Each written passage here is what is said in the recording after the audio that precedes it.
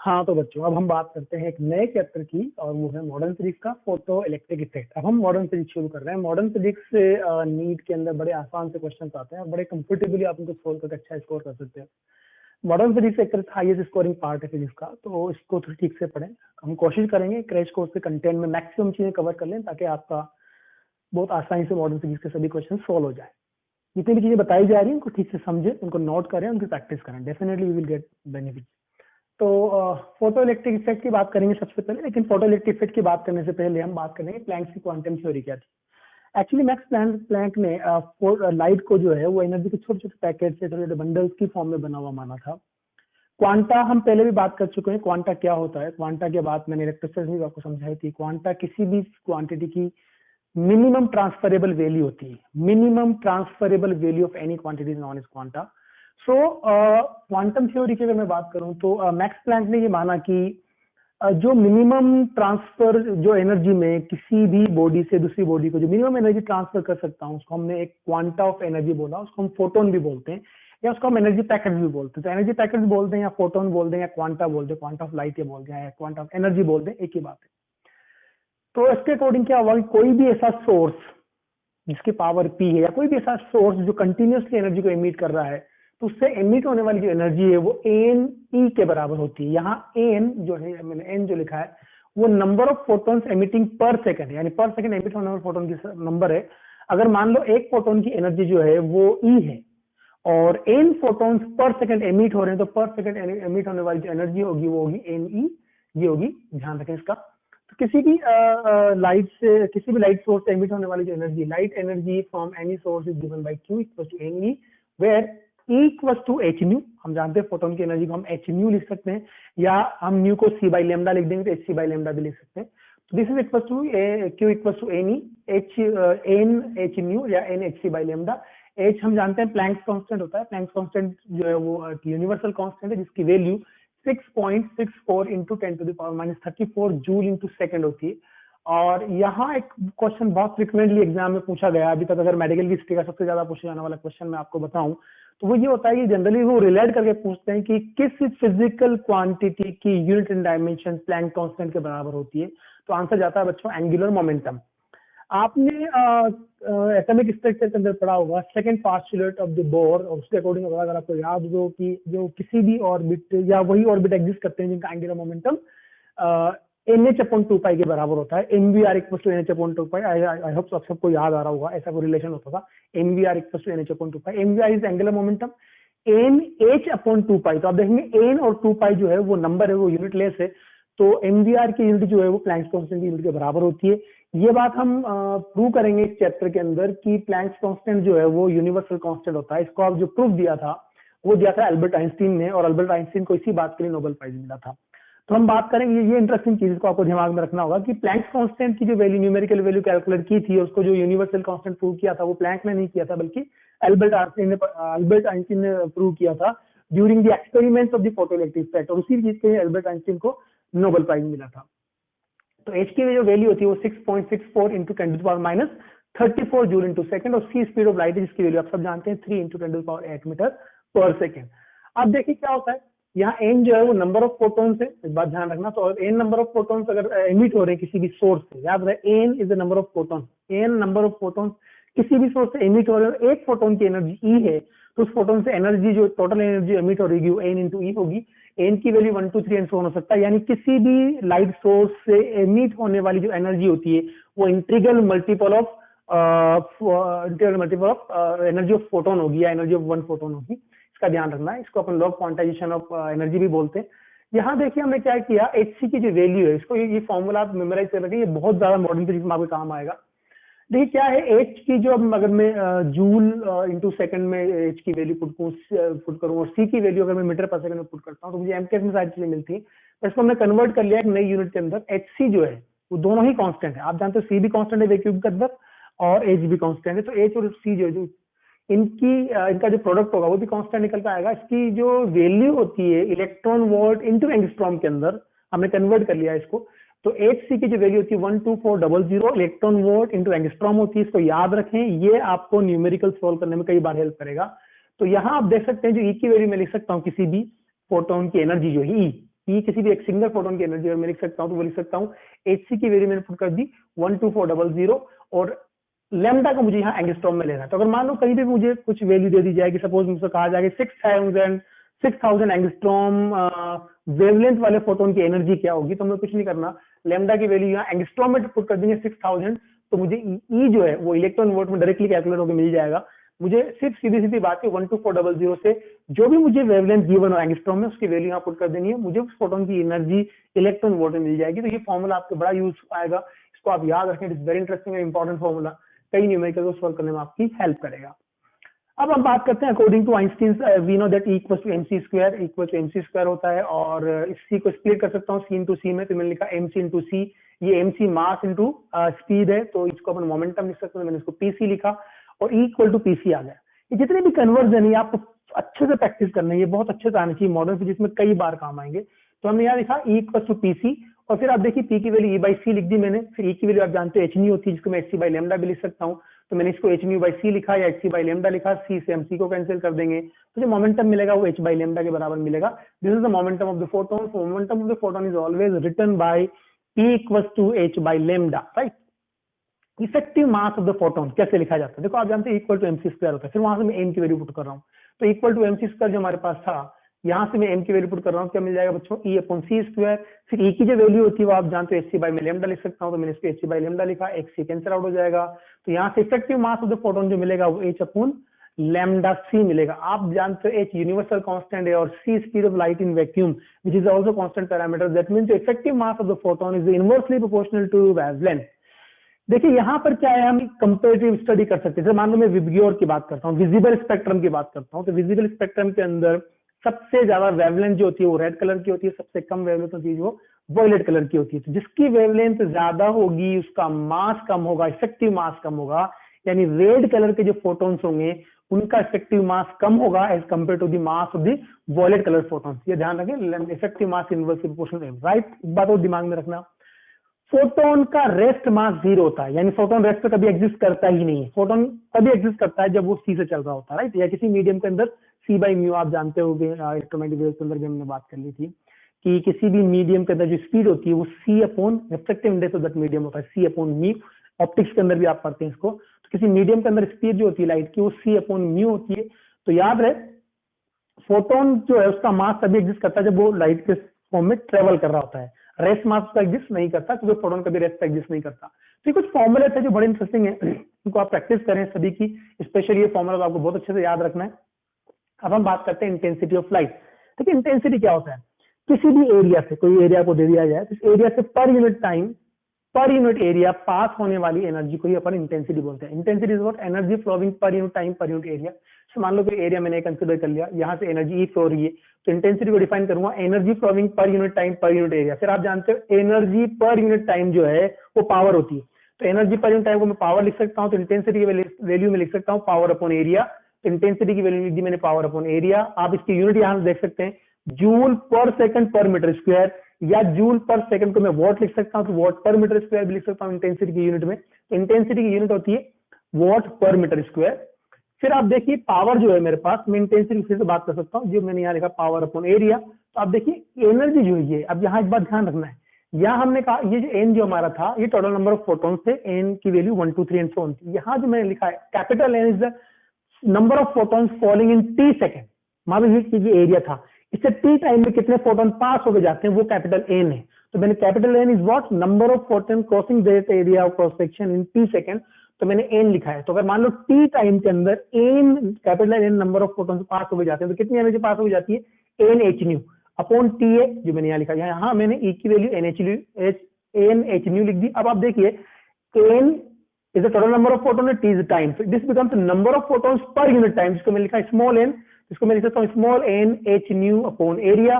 N is what, number of photons per unit time, इस पर ध्यान रखें। Capital N is the total number of photon crossing that area in time t, and small n is the number of photons per unit time. अब आप देखिए इस फॉर्मूले में फिर से लिख सकता हूँ, पावर की जो वैल्यू मुझे पावर मुझे पता इंटेंसिटी क्या होती है, इंटेंसिटी की वैल्यू थी पावर अपॉन एरिया, तो n H nu upon area मैंने इसको लिख दिया, या यहाँ से एरिया को कैंसिल करके मैं पावर की वैल्यू लिख सकता हूँ एन एच न्यू और यहीं से मैं एच न्यू की value h C by lambda लिख सकता हूं। यहां से नंबर ऑफ फोटॉन्स भी मैं कैलकुलेट कर सकता हूं इन टर्म ऑफ पावर। किसी भी सोर्स की अगर आपको पावर दे दी जाए, जो ज्यादातर केस में आपको दी जाएगी कि हमारे पास एक मिली वो इतने 30 मिली वोट का सोर्स है, 60 मिली वोट का सोर्स है, या 10 वोट का सोर्स है, what ever the power of the source, अगर आपको सोर्स की पावर दे दी जाए, हर एक फोटोन जो उससे एमिट हो रहा है उसकी वेवलेंथ दे दी जाए, तो पर यूनिट टाइम एमिट होने वाले फोटोन का नंबर आप इस फॉर्मूले से डायरेक्टली निकाल सकते हैं। That is equal to what, p lambda upon H C.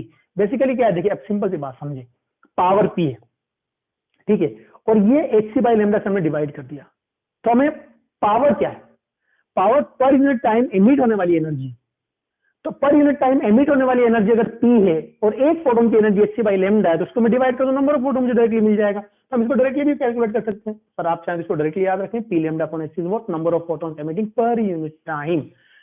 चलिए बात करते हैं radiation force and the pressure. Very interesting article. देखिए क्या है कि जब किसी भी सरफेस पे लाइट गिरती है या फोटोन आगे टकराते हैं, तो फोटोन, दो चीजें हम बेसिकली यहाँ बात कर रहे हैं कि या तो हम मानते चलेंगे फोटोन जितने भी गिर रहे हैं पर यूनिट टाइम पूरे के पूरे एब्जॉर्ब हो जाते हैं, या 100% रिफ्लेक्शन हो जाता है।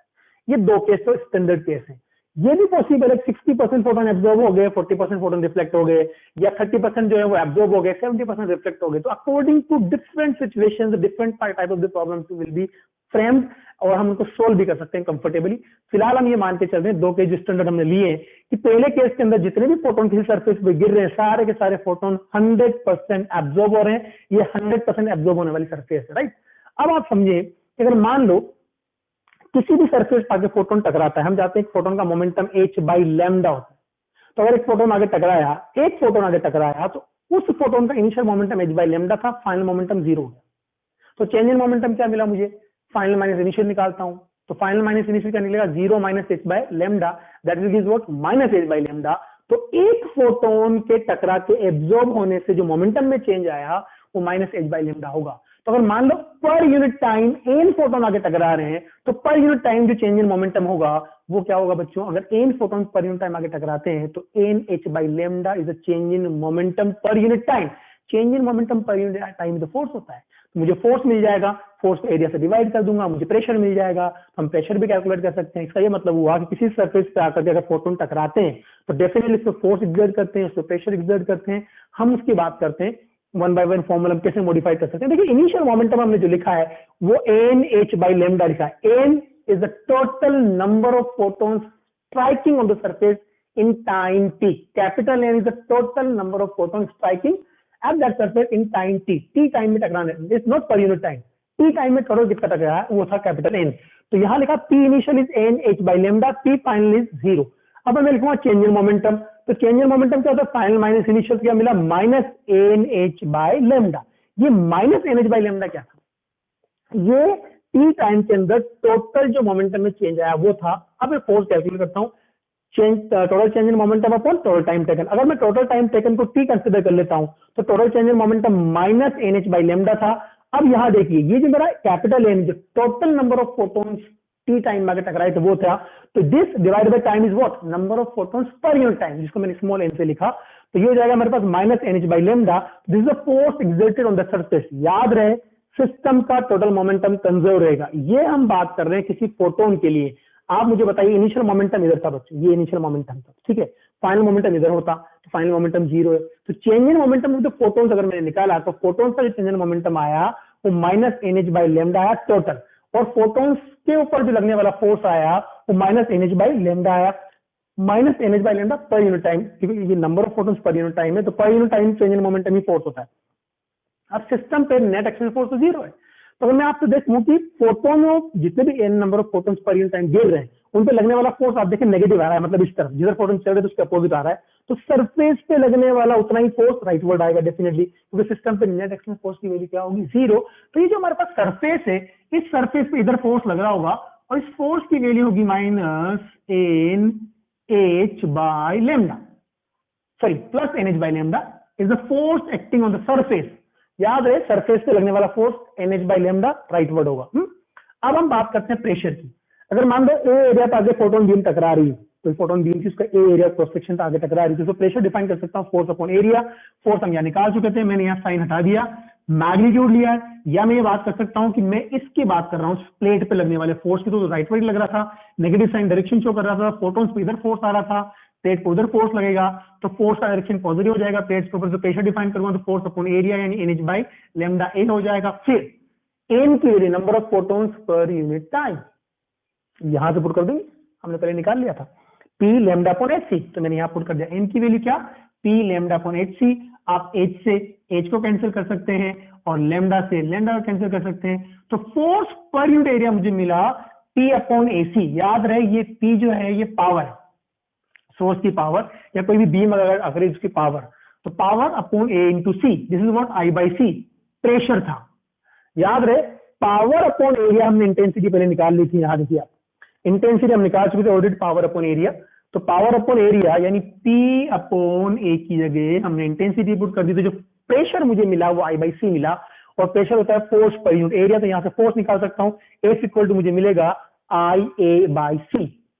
क्या मिलेगा मुझे यहां से फोर्स आई, अगर मुझे किसी भी बीम, कोई लाइट बीम की इंटेंसिटी दे दी जाए, उसका एरिया प्रोफेशन दे दिया जाए, उस स्पीड ऑफ ऐसे टकराकर किसी सरफेस पर टकराती है और 100% एब्जॉर्ब हो जाती है, तो उस पर लगने वाला फोर्स होगा बच्चों एफ इक्वल टू, ए को इधर मल्टीप्लाई कर दो आई ए बाई सी। ये तब था जब वो हमारी जो सरफेस है वो 100% एब्जॉर्ब होने वाली है। अगर 100% रिफ्लेक्टिंग सरफेस होगी तो बच्चों जितना मोमेंटम इधर था फाइनल मोमेंटम इधर होगा, एंड डेफिनेटली आप जानते हो 100% रिफ्लेक्टिंग सरफेस के लिए final momentum minus H by lambda होगा, initial momentum plus H by lambda था, टोटल चेंज इन मोमेंटम मिलेगा minus 2h by lambda for the photons, उतना ही मोमेंटम ट्रांसफर मिलेगा सरफेस को इधर 2h बाई लैम्डा। और इस केस के अंदर क्योंकि मोमेंटम में चेंज पर यूनिट टाइम डबल हो गया तो फोर्स भी डबल हो जाएगा, फोर्स डबल हो जाएगा तो प्रेशर भी डबल हो जाएगा, तो प्रेशर की वैल्यू हम डायरेक्टली लिख सकते हैं क्या, 2I बाई सी। यहाँ क्या थी फोर्स की वैल्यू, देखिए यहाँ फोर्स की वैल्यू थी आई ए बाई सी, और यहाँ देखिए प्रेशर जो मैंने निकाला था वो आई बाई सी था। आई बाई सी कब था, जब 100% एब्जॉर्ब था, और अगर 100% रिफ्लेक्टिव होता तो प्रेशर की वैल्यू रहती 2I बाई सी, प्रेशर होता है फोर्स अपॉन एरिया, यहाँ पे फोर्स की वैल्यू मिल जाएगी 2IA अपॉन सी। तो याद रहे 100% रिफ्लेक्शन के अंदर ये मिल जाएगा फॉर्मूला, 100% एब्जॉर्प्शन के अंदर जो फोर्स वो IA बाई सी मिलेगा। When photon beam is falling at an angle theta, all the photons are reflected back. मतलब हमारी जो सरफेस जिस पे किसी एंगल पे आती है बीम और किसी एंगल पे चली जाती है, इस सिचुएशन के अंदर मैं आपको फॉर्मूला डेराइव करके नहीं बता रहा हूँ, आप इसको डायरेक्टली याद कर लें, ज्यादा बेटर है, क्योंकि उसका डायरेक्शन थोड़ा सा लेंदी तो नहीं कह सकते अपन, लेकिन हाँ अभी क्रैश कोर्स में मैं उसको कंफर्टेबल फील नहीं करता आपको बताने के लिए, क्योंकि आप अननेसेसरी और कंफ्यूज होंगे, इससे अच्छा फॉर्मूला याद रखें। तो क्या होता है कि एक फोटोन बीम आती है, इसका एरिया क्रॉस सेक्शन ए था, वो यहाँ टकराती है और रिफ्लेक्ट हो जाती है उसी एंगल पर, उस केस के अंदर लगने वाला जो फोर्स है वो होगा 2IA cos square theta upon C. ये 100% रिफ्लेक्टिंग वाले केस के अंदर है। अगर फोटोन बीम ऐसे आती थीटा की वैल्यू 0 पुट कर देना, थीटा की वैल्यू 0 पुट करने पर आपको ये फॉर्मूला मिल जाएगा। अब हम एक न्यूमेरिकल सोल्व करते हैं। न्यूमेरिकल क्या, अ bulb having power 60 milliwatt emitting monochromatic light of the wavelength 6000 angstrom, find out number of photons emitting पर सेकंड। हमारे पास एक बल्ब है जिसकी जो पावर है वो 60 मिलीवॉट है, और वो मोनोक्रोमेटिक लाइट यानी ऐसी लाइट एमिट कर रहा है जिसकी एक ही वेवलेंथ है, और उस वेवलेंथ की वैल्यू दे रखी है 6000 एंगस्ट्रॉम। तो हमें बताना ये है कि पर यूनिट टाइम यानी पर सेकंड उससे कितने फोटोन एमिट हो रहे थे। हमें पता है कि जो पावर होती है उसकी value n H C by lambda होती है, हमने यहाँ बात की थी। ये देखिए ये रही हमारी power equal to n H C by lambda, तो हमने यहाँ से पावर की value n H C by lambda put कर दी, और यहाँ से मुझे एन की value number of photons per second निकालना था, तो p lambda upon H c हो जाएगा। आप डायरेक्टली भी बात कर सकते हैं, number of photons per second क्या करना है आपको, पावर अपॉन एक फोटोन की एनर्जी डिवाइड कर देना। पावर हमें पता है पर यूनिट टाइम एमिट होने वाली एनर्जी है, तो पर यूनिट टाइम एमिट होने वाली एनर्जी डिवाइडेड बाय एक फोटोन की एनर्जी भी आपको क्या देगी, number of photons per second देगी। तो आप देखिए ये power upon H C by lambda ही था, N P lambda upon H C कर दिया, पी की वैल्यू हमें गिवन थी, लेमडा में गिवन था, एच हम जानते हैं, सी हम जानते हैं, हमने सोल्व किया और आंसर में मिला 1.8 into 10 to the power 17 photons per second. तो ये कुछ छोटे छोटे कंसेप्ट है रिगार्डिंग टू क्वांटम थ्योरी और फोटोन से रिलेटेड सवाल, फोटोन बीम, प्रेशर कितना लगेगा, फोर्स कितना लगेगा, मोमेंटम में चेंज कितना आएगा, ये सब चीजें अच्छे से प्रैक्टिस करेंगे तो बहुत बढ़िया क्वेश्चन आते हैं और बड़ी आसानी से आप सोल्व कर लेंगे। ये डिपेंड करता है कि आपके मैकेनिक्स के कंसेप्ट कितने क्लियर हैं, तो आप बहुत आसानी से चीजों को विजुअलाइज कर पाते हैं। और ये बहुत फंडामेंटल से कंसेप्ट है जो मॉडर्न फिजिक्स में कई बार रिपीटेड मैनर में काम आएंगे। तो इस बोर्ड पे लिखी हुई हर चीज आपके परफेक्शन के साथ तैयार होनी चाहिए, तब हम मॉडर्न के आगे के सवाल बहुत कंफर्टेबल सोल्व कर पाएंगे। हाँ तो बच्चों अब हम बात करते हैं कुछ numericals based on the concept of the photons reflecting और एब्जॉर्बिंग और फोर्स एक्सर्टिंग। अलग अलग तरह के क्वेश्चन आपसे पूछे जाते हैं। जो भी हमने पिछला आर्टिकल स्टडी किया था उसकी प्रैक्टिस करने के बाद इन क्वेश्चन को अगर समझेंगे तो बहुत कंफर्टेबली समझ में आएंगे। इनकी प्रैक्टिस आपको करनी है। पहला जो क्वेश्चन हमारा है वो ये है, a plate of mass 10 gram is equilibrium in air due to force exerted by the light beam on the plate, calculate the power of the beam assuming plate is 100% absorbing. देखिए क्या है, एक plate को आपने हवा में ऐसे suspended रखा हुआ है और एक लाइट बीम उस पर वर्टिकली अपवर्ड ऐसे मूव करती है और आपको दिया गया है कि जो हमारी प्लेट है वो हम 100% एब्जॉर्ब करती है रेडिएशंस को। तो आपकी बात समझ में आ गई होगी, हमने कहा था कि जब किसी भी सरफेस के ऊपर फोटोन बीम आके स्ट्राइक करती है, 100% एब्जॉर्ब हो या 100% रिफ्लेक्ट हो, दोनों ही सिचुएशंस के अंदर इंसिडेंट रे का जो डायरेक्शन होता है उस डायरेक्शन में फोर्स लगता है प्लेट के ऊपर। ठीक है, अब उस फोर्स की वजह आपको पता है कि फोर्स IA/C होगा अगर 100% एब्जॉर्ब होगा, 2IA/C होगा 100% रिफ्लेक्शन होगा। तो ये हमने फॉर्मूला डेराइव कर लिया था। तो आप देखिए कि हमारी ये प्लेट थी, इस पे gravitational force mg vertically downward लग रहा होगा और डेफिनेटली ऊपर जब बीम चलेगी तो बीम की वजह से लगने वाला फोर्स ऊपर आएगा जिसकी वैल्यू हुई IA/C, क्योंकि हमारी प्लेट 100% एब्जॉर्बिंग है। तो हम दोनों फोर्सेस को अगर इक्विलिब्रियम, दोनों फोर्सेस को एक दूसरे से बैलेंस कर दें तो हमारी प्लेट इक्विलिब्रियम में रहेगी, यानी वर्टिकली डाउनवर्ड लगने वाला mg बीम के प्रेशर, बीम की वजह से लगने वाले फोर्स से बैलेंस हो जाएगा। तो बीम की वजह से जो लगने वाला फोर्स ऊपर लगना चाहिए बच्चों IA/C और mg नीचे लग रहा होगा, तो IA/C इक्वल टू mg होना चाहिए। और यहाँ सब पावर देखिए आप क्या है, एक और चीज है कि ये IA जो होती है हमें पता है ये पावर है, राइट, क्योंकि इंटेंसिटी पावर अपॉन एरिया होती है। तो पावर क्या होगी, इंटेंसिटी इंटू एरिया। इसको पावर लिख दिया तो mg इक्वल टू P/C होना चाहिए। मुझे P कैलकुलेट करना था, पावर हमसे यही पूछा था क्वेश्चन के अंदर। तो पावर की वैल्यू बन जाएगी mg इंटू C। मास आपको गिवन था, जी की वैल्यू हम 10 कंसिडर करके चल रहे हैं, तो जी की वैल्यू हमने 10 कंसिडर कर लिया। Mass is 10 gram, that will give 10 into 10 to the power -3। G की वैल्यू 10 पुट की, सी की वैल्यू हम जानते हैं, सोल्व करने पर आपको मिला power must be equal to 3 into 10 to power 7 what.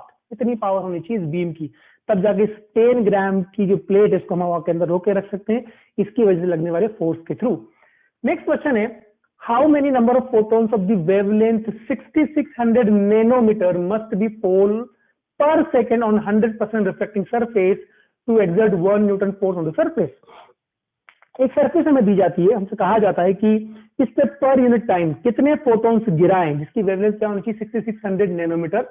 अगर हम चाहते हैं कि इस फोटोन के फॉल होने से इस पे लगने वाला फोर्स 1 न्यूटन हो, तो हमें पता है कि फोर्स हम कैसे कैलकुलेट करते हैं। 100% रिफ्लेक्टिंग सरफेस, 100% रिफ्लेक्टिंग सरफेस के अंदर पर photon change in momentum 2h by lambda आता है। पर photon change in momentum 2h by lambda आता है। अगर n फोटोन्स पर सेकंड आके टकराते हैं और n फोटोन पर सेकंड रिफ्लेक्ट होकर चले गए, तो जो change in momentum per second आएगा वो n h by lambda into 2 होगा। यानी मैं सीधी सी बात कर सकता हूँ 2nh by lambda is a change in momentum per second, और per second change in momentum में फोर्स होता है। तो F equal to 2nh by lambda put कर देंगे और यहाँ से n की value F lambda upon 2h put कर देंगे। हमें फोर्स की वैल्यू गिवन थी 1 न्यूटन, वेवलेंथ 6600 नैनोमीटर थी, नैनोमीटर को मीटर में कन्वर्ट कर लिया by multiplying 10 to the power -9। 2 हमने यहाँ पुट किया, h की वैल्यू हम जानते हैं, उसको सोल्व करने पर मुझे रिजल्ट मिला वो था 5 इंटू 10 टू द पावर 27, यानी 5 into 10 to the power 27 photons per second इस सरफेस पे गिरेंगे, तब जाकर के 1 न्यूटन का फोर्स लगेगा। हर फोटोन की वेवलेंथ कितनी है 6600 नैनोमीटर से, राइट। नेक्स्ट क्वेश्चन जो हमारा है वो है, how many photons per second does a 1 watt bulb emit if its efficiency is 10% and wavelength of the light emitted is 500 nanometer। आपसे कहा जाएगा कोई भी एक बल्ब है जिसकी पावर 1 वॉट अभी गिवन थी, 1 वॉट का कोई बल्ब है, अगर इसकी एफिशिएंसी 10% है, इसकी एफिशिएंसी अगर 10% है तो पर सेकंड कितने फोटोन ये इमिट कर रहा होगा, हमें ये कैलकुलेट करना है। अब आप जानते हो एफिशिएंसी कैसे निकालते हैं, किसी भी सिस्टम की एफिशिएंसी हमेशा निकाला जाता है efficiency equal to output upon input into 100। तो हमने power output upon power input into 100 equal to efficiency मिल गई। आपसे कहा गया है कि हमारा जो बल्ब है उसकी एफिशिएंसी 10% है, यानी एफिशिएंसी की वैल्यू 10% का मतलब हुआ 10/100, यानी ईटा की वैल्यू में 10/100 पुट करूंगा या 0.1 पुट कर सकता हूं। This becomes equal to 10/100 is 0.1 and that will be equal to P output upon P input. Input अपना कितना है बच्चों 1 वोल्ट हमें गिवन था, 1 वोल्ट का हमारा बल्ब था। तो 1 इसका क्या मतलब है, ये बात समझना कि हमारा जो बल्ब है वो 1 वोल्ट की पावर कंज्यूम कर रहा है, लेकिन जो लाइट एमिट कर रहा है वो लाइट उसकी 10% ही है। इसका सिंपल सा मतलब ये हुआ कि जो लाइट एमिट कर रहा है उसके थ्रू फोटोन कैलकुलेट होंगे। तो पी आउटपुट अपॉन इनपुट था कितना 1 वोट, यानी हमारा बल्ब जो है वो पावर कंज्यूम कर रहा है 1 वोट की। अब हमें आउटपुट पावर निकाल लेनी है, मतलब उससे 1 वोट की पावर, इलेक्ट्रिक पावर कंज्यूम करने पर वो कितनी लाइट प्रोड्यूस कर रहा है, तो वो पावर हमें निकालनी, कितनी एनर्जी पर यूनिट टाइम वो एमिट कर रहा है, वो पी आउटपुट बनेगा।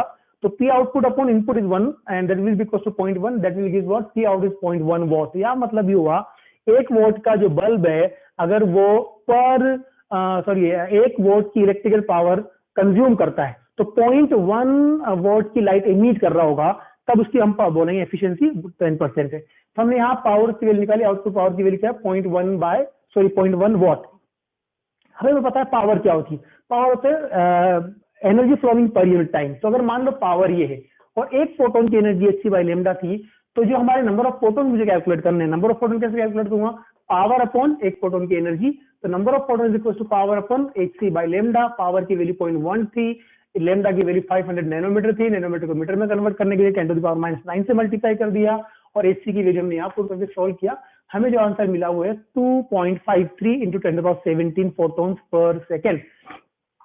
नेक्स्ट क्वेश्चन आप ध्यान से समझिएगा, a hydrogen atom having moving with the speed v absorb a photon of wavelength 122 nanometer and stops, find the speed of the hydrogen atom।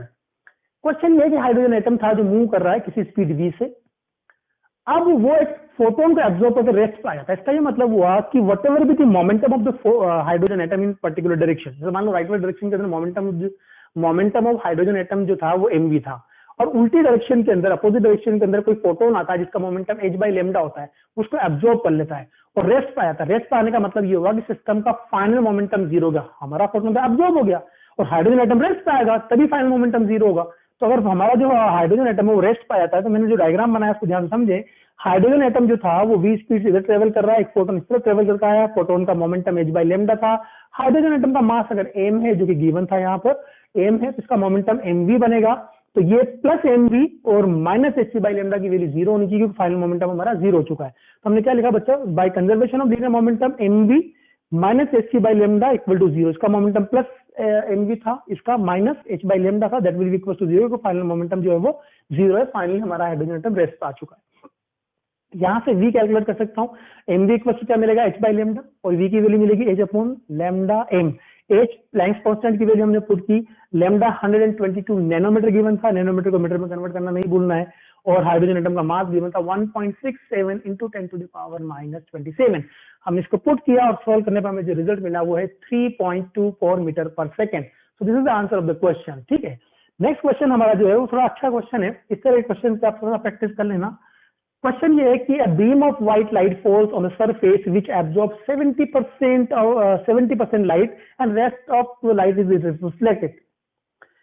हमारे पास एक सरफेस है जिस पर व्हाइट लाइट गिरती है, तो क्या करती है 70% लाइट को तो वो जो है वो एब्जॉर्ब कर लेती है और 30% जो बची उसको 100% रिफ्लेक्ट कर, सॉरी 30% को रिफ्लेक्ट कर देती है, यानी 100% रेडिएशन जो गिर रहे हैं उसका 70% तो एब्जॉर्ब हो जाता है और 30% रिफ्लेक्ट हो जाता है। तो हमें ये बताना है if incident beam carries the 10 what of the power, जो बीम थी जो गिर रही है सरफेस के ऊपर उसकी पावर अगर 10 वॉट थी, find out the force exerted on the surface.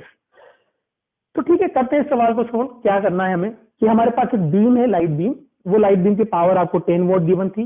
जब वो लाइट बीम किसी सरफेस पे गिरती है तो उस लाइट बीम में गिरने वाले टोटल फोटोन्स का 70% फोटोन तो वो एब्जॉर्ब कर लेती है और 30% फोटोन रिफ्लेक्ट कर देती है। हमें लगने वाला फोर्स कैलकुलेट करना है। हमें एक सिंपल सी बात करनी है, मान लो हमारे पास उस पे गिरने वाले फोटोन्स का नंबर n है, तो n फोटोन्स पर सेकंड अगर गिरते हैं तो कितने फोटोन वो रिफ्लेक्ट करती है, वो जो फोटोन रिफ्लेक्ट करती है वो होगा 0.3, मतलब n का 0.3, मैं सीधी सी बात कर रहा हूँ। तो हम क्या करने वाले हैं यहाँ पर, सबसे पहले हम एक काम करते हैं कि जो एब्जॉर्ब होने वाले फोटोन्स उसकी वजह से कितना फोर्स आएगा और जो रिफ्लेक्ट होने वाले फोटोन्स उसकी वजह से कितना फोर्स आएगा। याद रहे पावर वाले केस के अंदर हमें फोर्स का फॉर्मूला हमने निकाला था कि फोर्स अगर 100% एब्जॉर्बिंग सरफेस है तो पावर अपॉन सी, पी अपॉन सी फोर्स लगता है, और 100% रिफ्लेक्टिंग सरफेस है तो 2p अपॉन सी फोर्स लगता है। तो आप देखिए कि 70% रिफ्लेक्टेड फोटोन की वजह से फोर्स प्लस एब्जॉर्ब होने वाले फोटोन की वजह से फोर्स, तो आप देख पा रहे हैं कि 70%, सॉरी ये मैंने उल्टा लिख दिया, एब्जॉर्ब होने वाले फोटोन की वजह से फोर्स, एब्जॉर्ब और ये रिफ्लेक्ट होने वाले फोटोन की वजह से फोर्स। तो जो एब्जॉर्ब फोटोन का परसेंटेज है वो 70% है।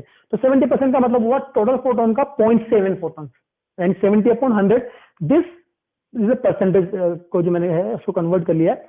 70% फोटोन के एब्जॉर्ब होने की वजह से फोर्स लगेगा 70/100 P/C, और आपको पता है कि 30% जो रिफ्लेक्ट होंगे उसकी वजह से फोर्स लगेगा 30/100 इंटू 2P/C। तो आप क्या करने वाले हैं, देखिए ये बना 0.7, तो 0.7 P/C, और ये बना 0.3 into 2, 0.3 into 2 will give what 0.6, तो 0.6 P/C and 0.7 P/C will give 1.3 P/C। Power is given 10 watt, C is we know what is the value of C, तो हमने 1.3 पावर 10 था, C की वैल्यू पुट की 3 इंटू 10⁸, और हमें जो रिजल्ट मिला हुआ है 4.3 इंटू 10⁻⁸ न्यूटन। तो इस तरह से आप सोल्व कर सकते हैं। कई क्वेश्चन में आपको दिया जा सकता है इस तरह से कि 20% एब्जॉर्ब हो रहे हैं, 80% रिफ्लेक्ट कर रहे हैं, 30% एब्जॉर्ब हो रहे हैं, 70% रिफ्लेक्ट कर रहे हैं। तो उस तरह की प्रॉब्लम्स को डील करने के लिए यही कंसेप्ट यूज करें और इस तरह से सवालों को सोल्व करें। अब हम बात करते हैं फोटो इलेक्ट्रिक इफेक्ट। हाँ तो बच्चों, अब हम बात करते हैं फोटो इलेक्ट्रिक इफेक्ट की। फोटो इलेक्ट्रिक इफेक्ट क्या होता है? फोटोन का किसी मेटेलिक सरफेस पे गिरना और फोटोन की एनर्जी को एब्जॉर्ब करके इलेक्ट्रॉन्स को इजेक्ट आउट होना, ये जो फिनोमिना है इसको अपन फोटो इलेक्ट्रिक इफेक्ट बोलते हैं। जैसा कि यहाँ से नाम से पता लगता है, फोटो मतलब फोटोन, इलेक्ट्रिक मतलब इलेक्ट्रिक करंट, और इफेक्ट तो फोटोन के थ्रू इलेक्ट्रॉन्स का इमिट होकर के, और फोटो इलेक्ट्रिक इफेक्ट जो है वो फोटो कहीं ना कहीं अपन ये बात कर सकते हैं कि इलेक्ट्रोमैग्नेटिक रेडिएशन या इलेक्ट्रोमैग्नेटिक वेव्स जब किसी मेटेलिक सरफेस पे गिरती है, तो मेटेलिक सरफेस पे गिरने के बाद वहां से इलेक्ट्रॉन्स का एमिशन होता है। इलेक्ट्रॉन्स जो इलेक्ट्रोमैग्नेटिक रेडिएशंस के अंदर जो फोटॉन्स होते हैं उनकी एनर्जी को एब्जॉर्ब करके इजेक्ट आउट हो जाते हैं। तो किसी भी मेटल सरफेस से क्या किसी भी तरह की एनर्जी को प्रोवाइड करने पर इलेक्ट्रॉन्स को बाहर निकाला जा सकता है? ये थोड़ी सोचने वाली बात है। तो हम बात कर सकते हैं कि किसी भी मेटल सरफेस से जो एटम्स का लूजली बाउंडेड इलेक्ट्रॉन्स होता है, उस सरफेस वाले इलेक्ट्रॉन की हम बात करें, सरफेस के अंदर वाले की बात नहीं कर रहे हैं, तो सरफेस वाले इलेक्ट्रॉन के या सरफेस वाले एटम के सबसे लूजली बाउंडेड इलेक्ट्रॉन्स को बाहर निकालने के लिए जो मिनिमम एनर्जी की रिक्वायरमेंट होती है बच्चों, उसको बोलते हैं वर्क फंक्शन।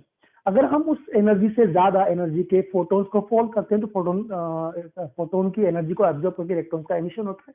यानी किसी भी मेटल सरफेस से फोटो इलेक्ट्रिक इफेक्ट के लिए हमारे पास जो इलेक्ट्रोमैग्नेटिक रेडिएशंस हैं उनकी वेवलेंथ या फ्रीक्वेंसी कुछ इस तरह से होनी चाहिए कि वो उन इलेक्ट्रॉन्स को बाहर निकाल सके जिनको हम बाहर निकालना चाहते हैं। यानी यहाँ हमने लिखा है electromagnetic waves of the suitable frequency. Suitable frequency का मतलब यही हुआ कि अगर हम कह रहे हैं कि मिनिमम एनर्जी की रिक्वायरमेंट है इलेक्ट्रॉन्स को बाहर निकालने के लिए, तो उस मिनिमम एनर्जी से एसोसिएटेड जो फ्रीक्वेंसी होगी वो है सुटेबल फ्रीक्वेंसी। उस फ्रीक्वेंसी या उससे ज्यादा फ्रीक्वेंसी के फोटोन को अगर हम गिराएंगे तो हमारे जो है इलेक्ट्रॉन इजेक्ट आउट होंगे, वरना इजेक्ट आउट नहीं होंगे।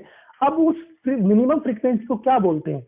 जिस मिनिमम फ्रीक्वेंसी पर फोटो इलेक्ट्रिक इफेक्ट हो जाता है उसको बोलते हैं थ्रेशोल्ड फ्रीक्वेंसी, या उससे एसोसिएटेड जो वेवलेंथ होती है उस मैक्सिमम वेवलेंथ को क्या बोलते हैं? उसको बोलते हैं थ्रेशोल्ड वेवलेंथ। तो हमारी जो इलेक्ट्रोमैग्नेटिक रेडिएशन है उनके पास अगर थ्रेशोल्ड फ्रीक्वेंसी या थ्रेशोल्ड वेवलेंथ थ्रेशोल्ड फ्रीक्वेंसी से ज्यादा फ्रीक्वेंसी के फोटोन्स होंगे या थ्रेशोल्ड वेवलेंथ से कम वेवलेंथ के फोटोन होंगे तो फोटो इलेक्ट्रिक इफेक्ट होगा। यहाँ हमने दिखा रखा है कि हमारे प्रेटेस हमने बना रखा है, इसमें ट्यूब है, ट्यूब के अंदर देखिए हम कैथोड बना रखा है, कैथोड को हम एमिटर बोल सकते हैं, ये एनोड इसको हम कलेक्टर बोल सकते हैं। जब इस कैथोड पे आप इलेक्ट्रोमैग्नेटिक रेडिएशन गिराते हो तो इससे इलेक्ट्रॉन का एमिशन होता है, वो इलेक्ट्रॉन चल के इधर आते हैं, एनोड पे आते हैं, उसकी वजह से जो करंट फ्लो होती है उनको बोलते हैं फोटो इलेक्ट्रिक करंट। देखिए कुछ मैंने डेफिनेशन की मैं बात कर रहा हूँ one by one. Work function क्या होता है? जैसे कि हमने बात की minimum energy required to eject out the electrons from the metal surface is known as work function. Photo electron, जो इलेक्ट्रॉन्स फोटो इलेक्ट्रिक इफेक्ट के अंदर इजेक्ट हो रहे हैं उसको अपने फोटो इलेक्ट्रॉन्स बोलते हैं। Photo electric current, photo electric current photo electrons की वजह से फ्लो होने वाली करंट होती है जो यहाँ फ्लो होगी, उसकी हम बात करेंगे। और सैचुरेशन करंट क्या होती है? इंटरेस्टिंग चीज है। सैचुरेशन करंट क्या होती है? देखिए क्या होता है कि जब भी किसी मेटल सरफेस पे इलेक्ट्रॉन गिरते हैं, सॉरी फोटोन गिरते हैं, तो फ्री सरफेस से मेटल सरफेस पे जो एटम्स हैं, मेटल सरफेस के एटम से जो इलेक्ट्रॉन निकल के आएंगे वहां अगर आप देखेंगे, इक्वेशन थोड़ी समझने की जरूरत है आपको, इसको बोलते हैं आइंस्टीन इक्वेशन। इसकी हम बाद में डिस्कशन करेंगे, पर मैं इसको एक्सप्लेन कर देता हूं कि अगर हम किसी मेटल सरफेस पे किसी ई एनर्जी के फोटोन्स को गिराते हैं तो वो ई एनर्जी के जो फोटोन्स हैं उनको कंप्लीटली एब्जॉर्ब करने के बाद इलेक्ट्रॉन जब बाहर निकलता है तो बाहर निकलने के लिए कुछ एनर्जी का पार्ट वहां खर्च हो जाता है, इसको अपने बोला वर्क फंक्शन। तो ये है वर्क फंक्शन। तो ई एनर्जी का वर्क फंक्शन पार्ट तो अंदर ही एब्जॉर्ब कर लिया इलेक्ट्रॉन ने और उसको बाहर निकलने के लिए जो जरूरत थी वो खर्च हो गया। बची हुई जो एनर्जी होती है वो उसको काइनेटिक एनर्जी देती है। इसका मतलब ये हुआ कि फ्री सरफेस के इलेक्ट्रॉन्स की अगर मैं बात करूं तो ये इक्वेशन फ्री सरफेस के इलेक्ट्रॉन्स के लिए वैलिड है। फ्री सरफेस वाले इलेक्ट्रॉन को अगर हमने ई एनर्जी का फोटोन दिया तो 5 + k मैक्सिमम में कन्वर्ट होगा। यानी अगर मैं ऐसे बात करूं कि किसी मेटल सरफेस से 2 इलेक्ट्रॉन वोल्ट की मिनिमम एनर्जी की इलेक्ट्रॉन्स को बाहर निकालने के लिए, हम उस मेटल सरफेस पर अगर मान लो 5 इलेक्ट्रॉन वोल्ट के फोटोन स्ट्राइक करवाते हैं तो 2 electron volt will be absorb as a work function and 3 electron volt will be converted into the kinetic energy. पर ये बात किसकी है? ये बात है उन इलेक्ट्रॉन्स की जो फ्री सरफेस पे बैठे हुए हैं। लेकिन अगर मान लो फोटोन जो है वो अंदर वाले किसी इलेक्ट्रॉन से कोलाइड करता है, तो अंदर वाले अगर किसी इलेक्ट्रॉन से कोलाइड करेगा तो यहाँ वाला इलेक्ट्रॉन जब यहाँ एनर्जी को एब्जॉर्ब करेगा फ्री होने के लिए कितना, वर्क फंक्शन के बराबर। अब वर्क फंक्शन के अलावा जो एडिशनल काइनेटिक एनर्जी इसको मिली वो यहाँ मिली। जब वो इलेक्ट्रॉन यहाँ से निकल के बाहर आ गया तो कुछ ना कुछ एनर्जी इसमें डिस्ट्रॉय हो जाती है, और वो इलेक्ट्रॉन जब बाहर आता है तो उसकी जो काइनेटिक एनर्जी होती है वो मैक्सिमम काइनेटिक एनर्जी नहीं होती बल्कि उससे कम होती है। इट मे बी पॉसिबल कि सरफेस पे आता है सारी एनर्जी खत्म हो जाए और सरफेस पे पहुंचने पर इलेक्ट्रॉन के पास जो एनर्जी हो वो जीरो हो। तो आप यहाँ बात कर सकते हैं कि हमारे पास जो मेटल सरफेस से इलेक्ट्रॉन रिजेक्ट आउट होते हैं उसके बाद मैक्सिमम काइनेटिक एनर्जी के मैक्सिमम होगी, जिसकी वैल्यू E-5 होगी, और मिनिमम काइनेटिक एनर्जी जीरो होगी। तो शुरुआत में क्या होता है, जब यहाँ पर बहुत सारे इलेक्ट्रॉन्स ऐसे होते हैं जो जीरो काइनेटिक एनर्जी के साथ बाहर निकल के आए होंगे, कुछ इलेक्ट्रॉन्स होंगे जो मैक्सिमम काइनेटिक एनर्जी के साथ बाहर निकल के आए होंगे। ये भी एक बहुत अच्छा क्वेश्चन बनता है फोटो इलेक्ट्रिक इफेक्ट के अंदर कि जो फोटो इलेक्ट्रिक इफेक्ट के अंदर इलेक्ट्रॉन्स एमिट होकर आ रहे हैं उनकी काइनेटिक एनर्जी की रेंज क्या होती है, जो होती है 0 से k मैक्सिमम। यानी मैक्सिमम काइनेटिक एनर्जी इतनी हो सकती है और मिनिमम काइनेटिक एनर्जी जीरो हो सकती है। तो यहाँ बहुत सारे ऐसे इलेक्ट्रॉन्स आके इकट्ठे हो चुके हैं जिनकी काइनेटिक एनर्जी जीरो है। अब हम क्या करते हैं, अगर मैं उन जीरो काइनेटिक एनर्जी वाले इलेक्ट्रॉन्स को भी चलाना शुरू करूं तो शुरुआत में जो ग्राफ इस पर बात करेंगे 1 बाय 1। अभी पहले आप देखिए सैचुरेशन करंट क्या होती है। सैचुरेशन करंट वो होती है कि जब जितने इलेक्ट्रॉन रिजेक्ट आउट हो रहे हैं वो सारे के सारे इलेक्ट्रॉन चलकर कहां पहुंचना शुरू कर दें, कलेक्टर के पास। एमिटर से एमिट होने वाले सारे के सारे इलेक्ट्रॉन जो पर यूनिट टाइम इलेक्ट्रॉन एमिट हो रहे थे वो सारे के सारे इलेक्ट्रॉन्स यहाँ पहुंचना शुरू कर देंगे। तो उस वक्त जो करंट फ्लो रही होगी उसको अपन बोलेंगे सैचुरेशन करंट। और स्टॉपिंग पोटेंशियल क्या होगा, दैट इज इंटरेस्टिंग थिंग। अब देखिए यहाँ कुछ चीजें और डिस्कस कर रहा हूं। अगर मैं शुरुआत में यहाँ पे पोटेंशियल डिफरेंस अप्लाई नहीं करता हूँ, यानी कैथोड के रेस्पेक्ट में एनोड का जो पोटेंशियल उसको मैं पॉजिटिव नहीं रखता हूँ, यहाँ पोटेंशियल डिफरेंस जीरो है, तो हम कहेंगे कि हमारे पास जो इलेक्ट्रॉन रिजेक्ट आउट हो रहे हैं उनकी मिनिमम काइनेटिक एनर्जी जीरो है, मैक्सिमम काइनेटिक एनर्जी के मैक्सिमम के बराबर होगी। लेकिन हमें पता है कि किसी भी चार्ज को अगर हम क्यू चार्ज को वी पोटेंशियल डिफरेंस से एक्सेलरेट करें तो उसको जो काइनेटिक एनर्जी मिलती है वो क्यू भी मिलती है। हमारे इलेक्ट्रॉन का चार्ज क्या होता है, ई। अगर उसको हम वी पोटेंशियल डिफरेंस से एक्सेलरेट करें तो उनको कितनी काइनेटिक एनर्जी मिलेगी, उसको ई वी काइनेटिक एनर्जी मिलेगी। अब आपने पहले ही कह दिया है कि साहब यहाँ जो इलेक्ट्रॉन रिजेक्ट होकर आए हैं उनके पास जीरो काइनेटिक एनर्जी वाले इलेक्ट्रॉन भी और के मैक्सिमम वाले भी इलेक्ट्रॉन है। तो अगर मैं यहाँ पर वी पोटेंशियल डिफरेंस अप्लाई कर देता हूँ एनोड और कैथोड के बीच में, तो क्या आप ये कह सकते हैं कि अगर मैं कैथोड के रिस्पेक्ट में एनोड का पोटेंशियल पॉजिटिव रखता हूँ तो जितने भी इलेक्ट्रॉन्स थे उन सभी इलेक्ट्रॉन्स को कितनी काइनेटिक एनर्जी एडिशनल मिल जाएगी, ईवी। यानी जो मैक्सिमम काइनेटिक एनर्जी वाले इलेक्ट्रॉन थे उनकी काइनेटिक एनर्जी जाएगी के मैक्सिमम प्लस ईवी, और जो जीरो काइनेटिक एनर्जी वाले इलेक्ट्रॉन थे उनकी काइनेटिक एनर्जी हो जाएगी ईवी। यानी उस कंडीशन के अंदर सभी के इलेक्ट्रॉन से हमने काइनेटिक एनर्जी को बढ़ा दिया है। एक और stopping potential is what. Stopping potential एक इंटरेस्टिंग पैरामीटर है यहाँ पर जो कई बार आपको इस पर सवाल पूछे जाएंगे। स्टॉपिंग पोटेंशियल को समझने की जरूरत है। स्टॉपिंग पोटेंशियल देखिए क्या होता है, अगर मैं एनोड का potential with respect to cathode negative कर दूं तो अब जो हमारे इलेक्ट्रॉन से जीरो काइनेटिक एनर्जी वाले उनकी काइनेटिक एनर्जी जीरो से कम नहीं होगी, वो तो इजेक्ट आउट ऑफ सरफेस पे कलेक्ट रहेंगे। लेकिन जो मैक्सिमम काइनेटिक एनर्जी वाले इलेक्ट्रॉन थे उनकी काइनेटिक एनर्जी कम होना स्टार्ट होगी। तो अगर मैं आपसे कहूं कि कैथोड के रिस्पेक्ट में एनोड का कितना नेगेटिव पोटेंशियल दूं ताकि मैक्सिमम काइनेटिक एनर्जी वाला इलेक्ट्रॉन भी रेस्ट पे आ जाए, उसको अपन बोलते हैं स्टॉपिंग पोटेंशियल। यानी अगर मैं आपसे कहूं कि मैंने वी नोड पोटेंशियल को स्टॉपिंग पोटेंशियल रखा तो वी नोड स्टॉपिंग पोटेंशियल पर इलेक्ट्रॉन की जो काइनेटिक एनर्जी कम होगी वो ईवी नोड होगी। आई होप आपको समझ में आ रहा होगा कि इलेक्ट्रॉन की काइनेटिक एनर्जी कम क्यों होगी। इस बार हमने एनोड का potential with respect to cathode positive रखने के बजाय नेगेटिव रखा। उससे क्या होगा, इन इलेक्ट्रॉन की काइनेटिक एनर्जी कम होगी तो मैक्सिमम काइनेटिक एनर्जी वाले इलेक्ट्रॉन को मुझे रेस्ट पे लेकर आना है। तो मैक्सिमम काइनेटिक एनर्जी वाले इलेक्ट्रॉन को रेस्ट पे लाने के लिए जितना पोटेंशियल मुझे अप्लाई करना पड़ेगा एनोड का with respect to cathode negative potential, उसको अपन बोलते हैं स्टॉपिंग पोटेंशियल। तो मुझे स्टॉपिंग पोटेंशियल की वैल्यू कैलकुलेट करने के लिए क्या करना पड़ेगा, के मैक्सिमम को ईवी के बराबर कर देना है, तो वहां से मुझे स्टॉपिंग पोटेंशियल की वैल्यू मिल जाएगी। तो stopping potential is what, it is the negative potential of anode with respect to cathode at which electron of the maximum kinetic energy comes at rest. Now, if nu and accelerating voltage kept constant, it is very interesting thing कि अगर मान लो जो यहाँ से गिरने वाले photons या electromagnetic radiation से या इलेक्ट्रोमैग्नेटिक वेव से उसकी फ्रीक्वेंसी को मैं कांस्टेंट रखूं और इनके बीच का जो मैंने पोटेंशियल डिफरेंस अप्लाई किया जिसको मैं बोलता हूँ एक्सेलरेटिंग पोटेंशियल, उसको मैं कांस्टेंट रखूं, तो आप देखिए बच्चों क्या होगा कि जब हमारे इलेक्ट्रोमैग्नेटिक रेडिएशन की इंटेंसिटी बढ़ाएंगे, इंटेंसिटी बढ़ाने का सीधा सीधा मतलब ये हो गया, इंटेंसिटी बढ़ाने पर हम एनर्जी पर unit time per unit area falling, sorry energy falling पर unit time per unit area बढ़ा रहे हैं। तो किसी भी इलेक्ट्रोमैग्नेटिक रेडिएशन की इंटेंसिटी बढ़ाने का सीधा सीधा मतलब ये होता है कि हम उन इलेक्ट्रोमैग्नेटिक रेडिएशन पे पर unit time per unit area fall होने वाले फोटोन्स का नंबर बढ़ा रहे हैं। तो आप मुझे बताइए, अगर मैं यहाँ पर unit time per unit area photon जो फॉल हो रहे हैं उनका नंबर बढ़ा दूंगा, तो डेफिनेटली मैं ये कह सकता हूँ कि उस सिचुएशन के अंदर इजेक्ट होने वाले इलेक्ट्रॉन्स का नंबर भी बढ़ जाएगा और rate of flow of charge बढ़ेगा, रेट ऑफ फ्लो चार्ज बढ़ेगा तो करंट बढ़ेगी। तो हमारी जो करंट है वो इंटेंसिटी के डायरेक्टली प्रोपोर्शनल होगी। अगर मैं फॉल होने वाले इलेक्ट्रॉन्स की फ्रीक्वेंसी कांस्टेंट रखता हूँ, एक्सीलरेटिंग वोल्टेज को कांस्टेंट रखता हूँ, तो मैं डायरेक्टली बात कर सकता हूँ कि इंटेंसिटी के डायरेक्टली प्रोपोर्शनल होगी फोटो इलेक्ट्रिक करंट। यानी मैं जैसे जैसे इंटेंसिटी बढ़ाऊंगा वैसे वैसे फोटो इलेक्ट्रिक करंट बढ़ेगी। अब यहाँ एक ग्राफ देखिए आपको हमने बनाया है, ये ग्राफ है पोटेंशियल, जो हमने पोटेंशियल और करंट के बीच में। आप देखिए कि जब मैं अप्लाइड पोटेंशियल को 0 रखता हूँ, यानी यहाँ पे कोई पोटेंशियल नहीं रखा, तब भी आप देखेंगे कि यहाँ से मैक्सिमम काइनेटिक एनर्जी वाले इलेक्ट्रॉन या वो इलेक्ट्रॉन जिनके पास काइनेटिक एनर्जी थी वो तो एनोड पर अप्रोच कर रहे होंगे, तो उनके पास तो वेलोसिटी है, तो उसकी वजह से कुछ ना कुछ करंट होती है। उस करंट की वैल्यू बोली हमने यहाँ से यहाँ तक की जो वैल्यू करंट की वो इस अप्लाइड पोटेंशियल को 0 रखने पर मुझे मिली, वो करंट है। अब हम क्या करते हैं कि अगर मैं इस पोटेंशियल को कैथोड के रिस्पेक्ट में एनोड का पोटेंशियल पॉजिटिव करके बढ़ाना शुरू करता हूं, तो जो यहाँ इलेक्ट्रॉन कलेक्ट हो गए थे वो जो क्राउडेड इलेक्ट्रॉन थे वो भी चलना शुरू करेंगे, तो करंट की वैल्यू बढ़ेगी। तो जब मैं V को बढ़ाता हूं तो करंट शुरुआत में बढ़ती है, लेकिन जब सारे के सारे इलेक्ट्रॉन जो इजेक्ट हो रहे थे वो एनोड पे पहुंचना शुरू कर देंगे तो उसके बाद करंट कांस्टेंट हो जाती है। इसको बोलता हूं मैं सैचुरेशन करंट, और ये वैल्यू आ गई सैचुरेशन करंट की। सैचुरेशन करंट की वैल्यू किसी गिवन इंटेंसिटी ऑफ लाइट पे कांस्टेंट होती है। अब आप देखिए, हमने कहा था कि इसका potential with respect to cathode negative करने पर इलेक्ट्रॉन जो मैक्सिमम काइनेटिक एनर्जी वाले स्टेट है उनकी काइनेटिक एनर्जी कम होना स्टार्ट होती है, और एक कुछ ना कुछ पोटेंशियल होता है नेगेटिव जिस पर वो इलेक्ट्रॉन भी रेस्ट पा जाते हैं, उसको अपन बोलते हैं स्टॉपिंग पोटेंशियल। आप देखिए, अगर मैं इस पोटेंशियल को नेगेटिव करता हूँ तो ये जो मैक्सिमम काइनेटिक एनर्जी वाले चल के आ रहे थे इलेक्ट्रॉन इधर, वो भी रुकना शुरू करेंगे, तो करंट की वैल्यू कम होना स्टार्ट होगी, और किसी ना किसी नेगेटिव पोटेंशियल पर आप देखेंगे कि करंट की वैल्यू 0 हो जाएगी, इसको अपन बोलते हैं स्टॉपिंग पोटेंशियल। तो this is the variation of the current along with the potential. Now अब बात करते हैं दूसरे दो ग्राफ्स की। देखिए ग्राफ बड़े इंटरेस्टिंग है, इनको आपको समझना जरूरी है, इन पर काफी क्वेश्चंस आते हैं और इनको क्वेश्चन जब तो आपसे अलग अलग पूछे जाएंगे, तो एक तो क्वेश्चन यही पूछा जाता है। दूसरा क्वेश्चन में हमने क्या किया कि हमने जो ग्राफ ड्रॉ किया है वो इंटेंसिटी और अप्लाइड वोल्टेज के बीच में ग्राफ है, लेकिन दो अलग अलग इंटेंसिटी पे, करंट और अप्लाइड वोल्टेज के बीच का ग्राफ है, लेकिन दो अलग अलग इंटेंसिटी पे है।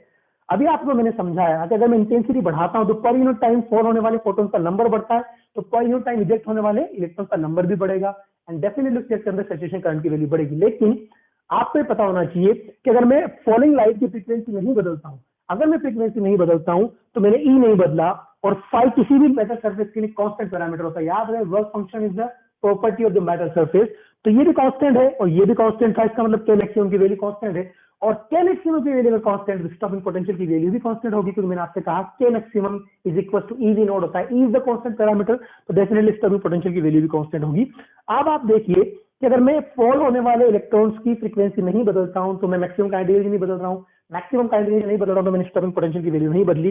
तो आप देखिए दो अलग अलग इंटेंसिटी में मैंने ग्राफ बनाए हैं, दोनों इंटेंसिटी से अगर मैं कंपेयर करूं तो हमें पता है जब मैं ज्यादा इंटेंसिटी बढ़ाऊंगा, किसकी, फॉलिंग लाइट की इंटेंसिटी बढ़ाऊंगा, तो नंबर ऑफ फोटॉन्स फॉलिंग पर यूनिट टाइम बढ़ेंगे, तो नंबर ऑफ इलेक्ट्रॉन्स इजेक्टिंग पर यूनिट टाइम भी बढ़ेंगे, तो सैचुरेशन करंट की वैल्यू बढ़ेगी। यानी हमारे जो दो ग्राफ थे वो यहाँ आप देखिए कि मैंने फ्रीक्वेंसी को हमने क्या रखा बच्चों, यहाँ पर ये फ्रीक्वेंसी को हमने रखा कांस्टेंट।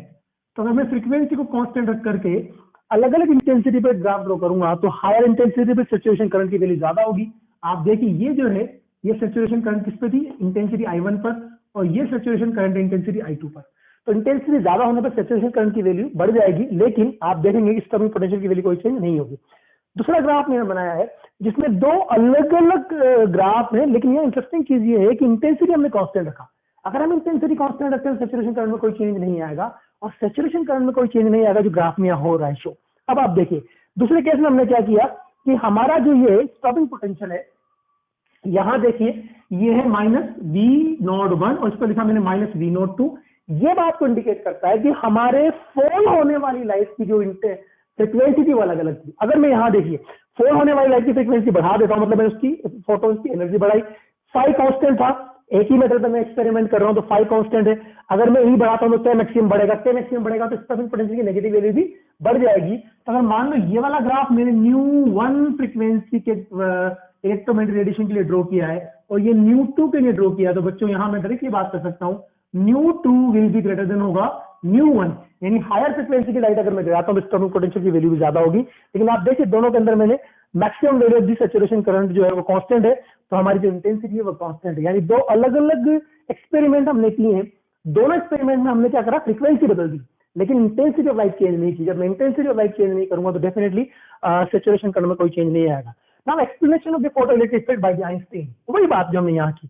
आइंस्टीन ने कहा कि फोटोइलेक्ट्रिक इफेक्ट के अंदर टोटल एनर्जी हमेशा कंजर्व रहती है। मतलब क्या होता है कि जो हमारे फॉलिंग फोटॉन्स है उनकी एनर्जी अगर ई है और वो एनर्जी अगर ई है तो वो दो पार्ट में जाती है। एक एनर्जी जाती है इलेक्ट्रॉन की वर्क फंक्शन के फॉर्म में और दूसरी एनर्जी जाती है मैक्सिमम काइनेटिक एनर्जी को प्रोवाइड करने में। यानी अगर मैंने ई एनर्जी के फोटोन को फोल्ड किया है मेटल सरफेस पे तो फाई खर्च होगा वर्क फंक्शन में और बाकी की जो काइनेटिक एनर्जी वो बाकी की एनर्जी है वो काइनेटिक एनर्जी में कन्वर्ट हो जाएगी। तो हमारी इक्वेशन बनेगी E = 5 + K मैक्सिमम। अब आप देखिए E की वैल्यू में लिखी h न्यू, तो हमने यहाँ h न्यू पुट कर दिया है, 5h न्यू नॉट। ये न्यू नॉट क्या होगा बच्चों, इसकी वैल्यू की थ्रेशोल्ड फ्रीक्वेंसी, और ये K मैक्सिमम। तो यहाँ से K मैक्सिमम अगर मैं निकालूंगा तो K मैक्सिमम की वैल्यू किसके बराबर होगी, K maximum will be equal to half mv maximum square, जो मैंने यहाँ लिख दिया, and that will be equal to h nu minus h nu naught. ये इक्वेशन मुझे मिल गई। फिर अगर मैं आपको h की value c by lambda, sorry nu की value c by lambda put कर देता हूँ तो ये हो जाएगा hc बाई लेमडा, ये हो जाएगा hc बाई लेमडा नोट। यहाँ जो लेमडा नोट इसको अपन बोलेंगे थ्रेशोल्ड वेवलेंथ, ये वो मैक्सिमम वेवलेंथ है जो इलेक्ट्रॉन के एग्जिट होने के लिए जरूरी थी। इसको हमने सिंप्लीफाइड कर लिया तो हमारा फॉर्मूला बन गया hc lambda note minus lambda upon lambda lambda note. आप चाहे तो इसको हाफ mv स्क्वायर करके यहाँ से v भी निकाल सकते हैं। तीसरी एक और चीज देखिए, हमने कहा था कि हमारी जो स्टॉपिंग पोटेंशियल वो K मैक्सिमम को इंडिकेट करता है, तो जो K मैक्सिमम की वैल्यू वो EV नॉट के बराबर होगी, and this EV naught is equal to h nu minus 5 हो गया। 5 को मैंने यहाँ 5 की फॉर्म में लिखा है, तो हम देख पा रहे हैं कि जो हमारी K मैक्सिमम की वैल्यू है यहाँ से K maximum is equal to h nu minus h nu naught, 5 को मैंने 5 की फॉर्म में लिखा। तो आइंस्टीन ने क्या किया कि अलग अलग तरह की मेटल्स ली, अलग अलग तरह की मेटल्स लेकर कुछ ग्राफ बनाए, उन ग्राफ का एनालिसिस किया, कुछ कंक्लूजन निकाले, इसकी हम बात कर रहे हैं। तो उसने क्या किया, सबसे पहले K मैक्सिमम और फ्रीक्वेंसी के बीच में ग्राफ ड्रॉ किया। तो जब वो K मैक्सिमम और फ्रीक्वेंसी के बीच में ग्राफ ड्रॉ कर रहा था तो आप देखिए हमारा जो ग्राफ आएगा K मैक्सिमम फ्रीक्वेंसी के बीच में, K maximum is equal to h nu minus 5।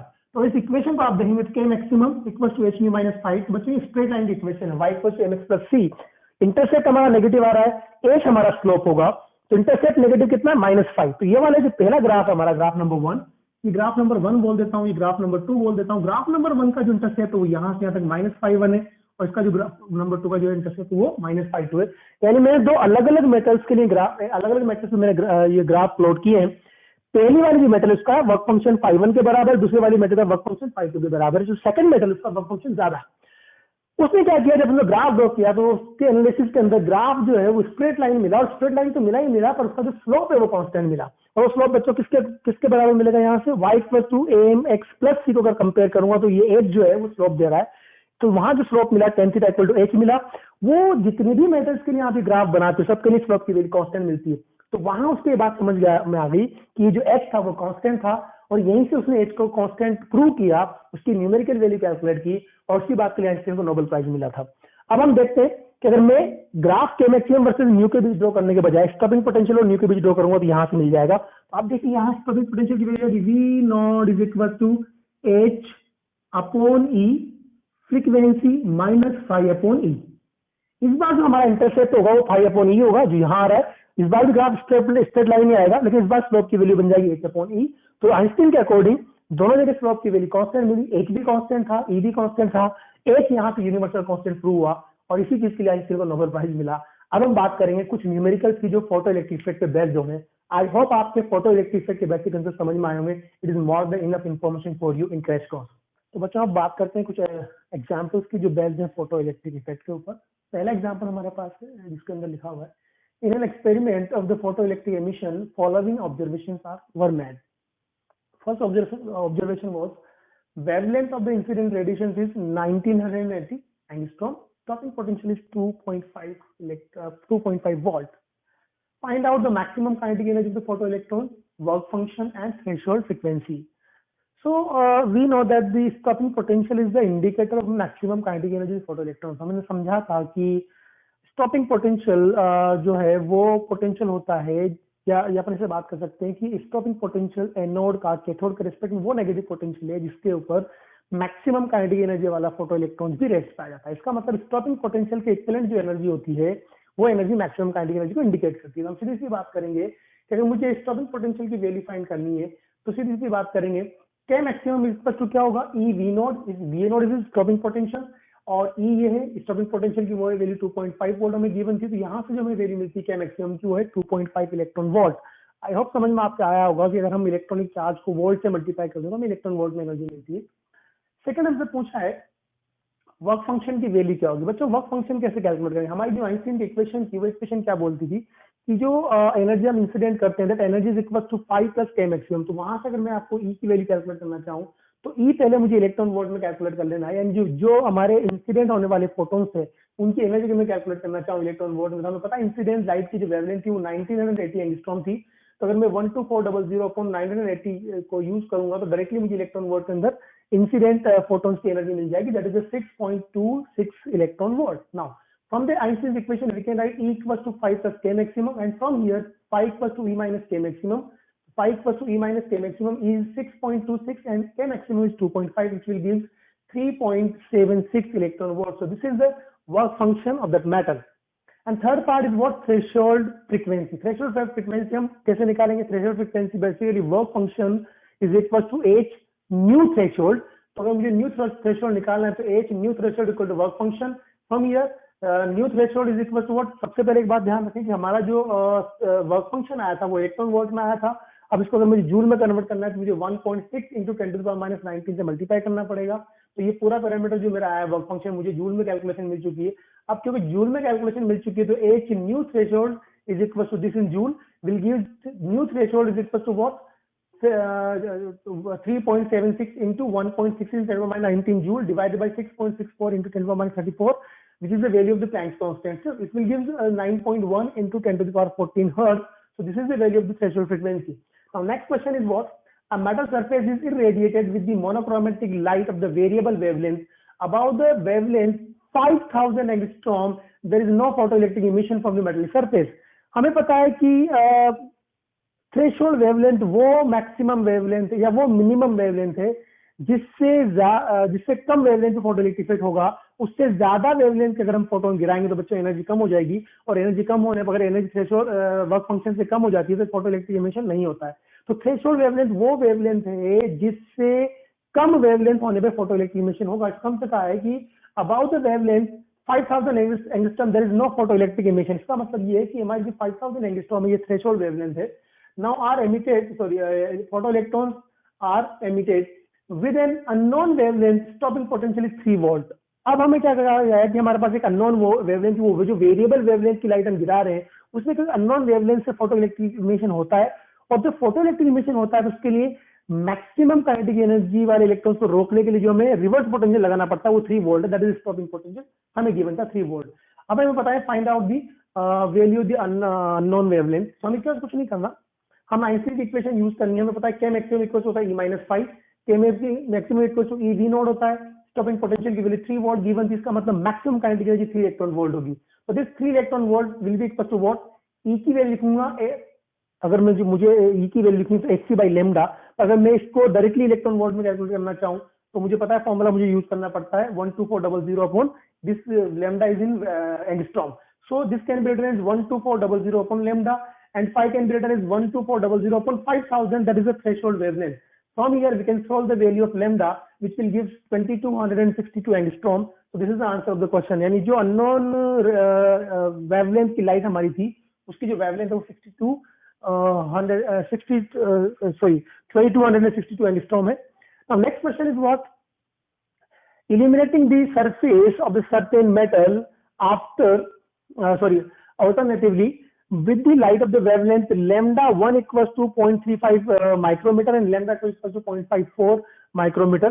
It was found that the corresponding maximum velocity of the photoelectrons have the ratio 2.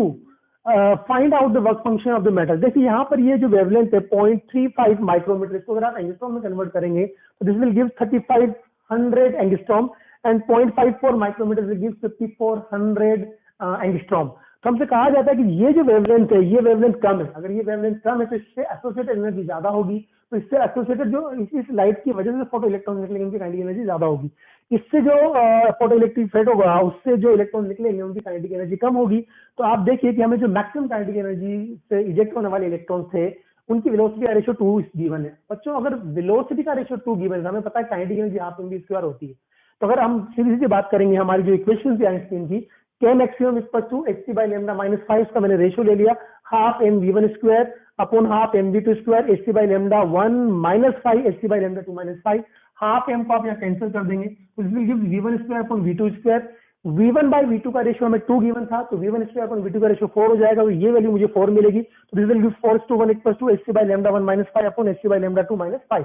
Now we will cross multiply this equation, इसको cross multiply करने पर मुझे जो मिला वो है 3 equal to 4 times of hc by lambda 2 minus hc by lambda 1। Now this hc by lambda 2 is what 12400 and lambda 2 is this will give in angstrom 54 angstrom.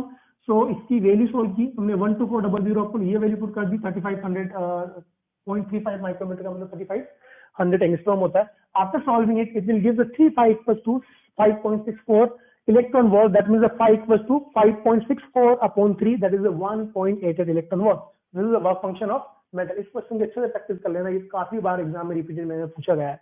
Now next question is what will be the value of maximum kinetic energy of photoelectrons if we double the frequency of incident light on the metal surface? देखिए क्या हमसे कहा जाता है कि जब मैं metal surface पे गिरने वाले रेडिएशन की फ्रीक्वेंसी डबल कर दूंगा तो मैक्सिमम काइनेटिक एनर्जी की वैल्यू कितनी हो जाएगी। जनरली दिमाग में ये बात आता है कि इंसिडेंट लाइट की एनर्जी हमने फ्रीक्वेंसी डबल कर दी मतलब एनर्जी डबल कर दी, कहीं ना कहीं काइनेटिक एनर्जी डबल हो जाएगी, पर आपको पता है काइनेटिक एनर्जी डबल नहीं होना चाहिए, उसमें एक फाई का फैक्टर भी आता है। तो हम इसको सिंप्लीफाइड करेंगे। मान लो जब हमने इनिशियली जब हमारी किसी मेटल सरफेस से फोटो इलेक्ट्रिक इफेक्ट हो रहा था न्यू फ्रीक्वेंसी की लाइट की वजह से, तो हमारी जो k मैक्सिमम की वैल्यू थी वो k1 थी, that will be equal to h nu minus 5। जब हमने फ्रीक्वेंसी को डबल कर दिया तो काइनेटिक एनर्जी की मान k मैक्सिमम 2 जो था वो k2 मैंने लिखा, और फ्रीक्वेंसी को डबल करने पर इंसिडेंट एनर्जी डबल हो जाएगी, 2h न्यू माइनस 5 इक्वेशन बनी।